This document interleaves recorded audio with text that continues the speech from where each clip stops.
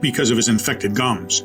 Needless to say, so much for his dream of being surrounded by people. In time, he forgot how to smile or laugh. He was depressed and often had panic attacks. And how could he not? One of his teeth was loose, and he feared he would lose it every time he chewed. That's why he ate mostly purees and soft baby food.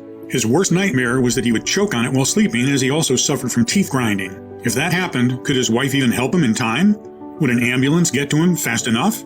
His gums were so damaged that there was a low chance they could support implants or dentures. He always felt the metallic taste of blood in his mouth. Even though he had tried the most expensive dental treatments, nothing seemed to work. Plus, he felt like his brain wasn't what it used to be anymore. He found it hard to remember simple things and suffered from insomnia, headaches, and brain fog. He thought these were caused by the severe nighttime teeth grinding that he could not curb, but I doubted it. Every time he asked for a stronger pill from the doctors to manage his teeth pains and headaches, they looked at him like he was a junkie.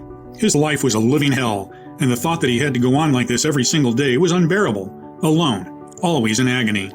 The worst part, most doctors didn't even take his pain seriously. They saw him as a vain, over-complaining patient that didn't have any real problems. I mean, after all, it was just gum disease. It was not like he was dying of a heart attack.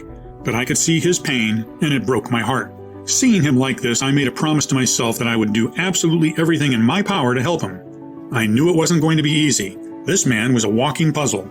I mean, people like Sam had already tried just about everything. What else could I do? To be completely honest, I had no clue.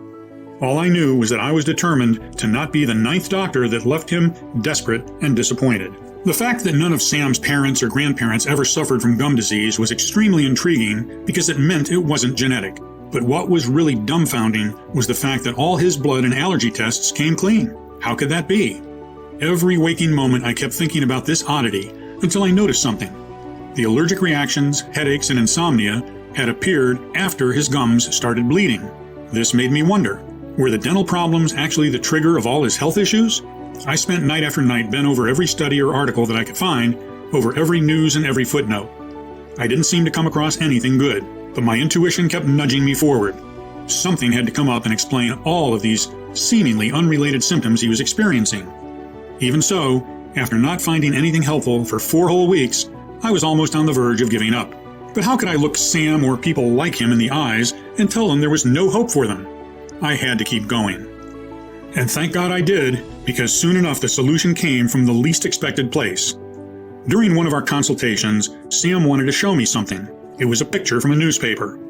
"Look, Doc, they've dug up a pair of 2,500-year-old teeth, and they look way better than mine. Those bastards didn't even know what a toothbrush is."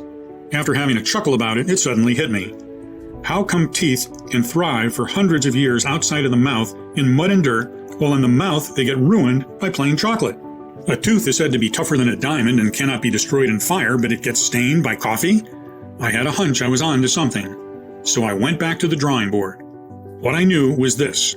1. Our ancestors, despite not brushing their teeth with toothpaste or going to the dentist, had better teeth than ours. 2.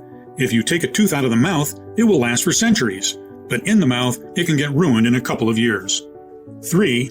Most probably at one point, modern people took a wrong turn when it came to dental care, something that is making our teeth more frail than ever.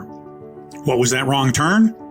That's when I came across a little-known study that flipped everything dentists claim about gum disease, one that also shed light on what exactly is eating at your gums and teeth as we speak.